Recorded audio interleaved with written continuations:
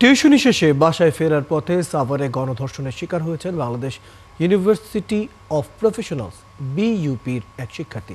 এই ঘটনায় মিঠু বিশ্বাস নামে একজনকে গ্রেফতার করেছে পুলিশ। আসামিদের দৃষ্টান্তমূলক শাস্তির দাবিতে আজও রাজধানীতে বিক্ষোভ করেছে বিইউপির শিক্ষার্থীরা।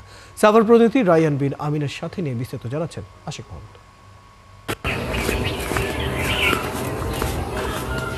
গত 14 অক্টোবর সন্ধ্যায় সাভারের কমলাপুর এলাকায় প্রাইভেট পড়িয়ে বাসায় আসার পথে কয়েকজন দুর্বৃত্ত অপহরণ করে ওই শিক্ষার্থীকে। স্থানীয়রা জানায় সোহেল রোজারিও নামে এক ব্যক্তি অপর দুজনের সহায়তায় এই ঘটনা ঘটায়। পরে ওই মেয়েকে সংঘবদ্ধ ধর্ষণের খবর পাওয়া যায়। এই ঘটনায় 3 জনকে আসামি করে সাভার মডেল থানায় মামলা করেছেন ওই শিক্ষার্থী। ভুক্তভোগীর পরিবার এই ঘটনায় জড়িতদের সর্বোচ্চ শাস্তির দাবি জানিয়েছেন। আর যে উঠেই আনতে পারছি এইটাই অনেক বড় একটা বিষয়, যেমন ওরে উদ্ধার পাইছি আমরা। আর যে ওই যে আমরা, কারণ ও বাইচে রয়েছে, ওর গায়ে কোনো শক্তি ছিল না। আমরা উপযুক্ত শাস্তি চাই, আমরা ফাঁসিই চাই। ধর্ষণের ঘটনা জানাজানি হওয়ার পর পালিয়ে গেছে অভিযুক্ত 3 জন। এর মধ্যে প্রধান আসামি সোহেলের বাড়িতে গেলে তার বৃদ্ধ বাবা ছাড়া আর কাউকে পাওয়া যায়নি। সোহেলের 2 সন্তানও থাকেন না বাড়িতে। এমন অবস্থায় বিব্রতকর সোহেলের বাবা সন্তোষ রোজারিও। আমি কিছু বলতে পারব না কি হয়েছে, খালি শুনছি একটা মায়ের লোকের দর্শন করছে। এই আমি খালি জানি।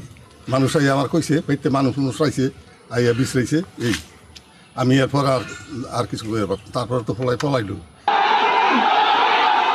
ন্যাক্কারজনক এই ঘটনায় বিক্ষোভে ফেটে পড়েছেন এলাকাবাসী।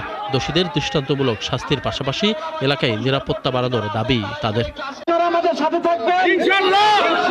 ন্যায় বিচার যে পর্যন্ত প্রতিষ্ঠিত না হবে আমরা রাস্তা ছাড়ব না। আমরা কত বছর ধরে এই এলাকার ভিতরে বাস করি, এই ধরনের কোনো ঘটনা ঘটে না। এটা যদি এইভাবে ছাইড়া দেয়, মানুষ আরো হয়ে যাবো। সে যে ধর্মই হোক না কেন, সে হলো ধর্ষণকারী। এই জন্য তার সর্বোচ্চ শাস্তি হওয়া উচিত। ঘটনা যেই ঘটাক আমরা সেই তার বিচার হোক, কারণ প্রত্যেকেরই মা বোন আসবে, সবাই নিরাপদে যাতে চলতে পারে, সেই জন্য আমরা দর্শককারী বিচার চাই।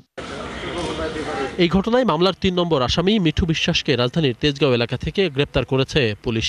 সম্প্রতি আপনি জানেন বিরুলিয়া গোয়ালিয়াপাড়া এলাকায় যে একজন তরুণীকে ধর্ষণের যে ঘটনা ব্যাপকভাবে আলোচিত হয়েছে, সেই ঘটনায় আমরা কিন্তু একাধিক বিভিন্ন জায়গায় সাঁড়াশি অভিযান পরিচালনা করেছি এবং অভিযান পরিচালনা করে আমরা এই ঘটনায় জড়িত অন্যতম আসামি মিঠু বিশ্বাসকে আমরা গ্রেপ্তার করতে সক্ষম হই।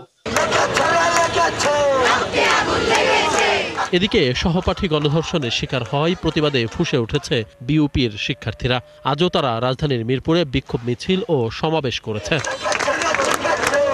আইনের শাসন নেই বলে এই ধরনের অপরাধ কমছে না বলেও মন্তব্য করেন তারা। আজকে একজন ধর্ষক হয়েছে, পরে এরকম হইতে আছে, তো এটা তো থামতেছে না। আমরা চাই যে ধর্ষকের বিচার হোক। যারা এই যে ধর্ষক করে তারা ঘুরে বেড়াচ্ছে, তারা ভাবছে যে আমরা আজকে গ্রেফতার করবে, তারপরে আমরা কি করব, জামিনে বের হয়ে যাব।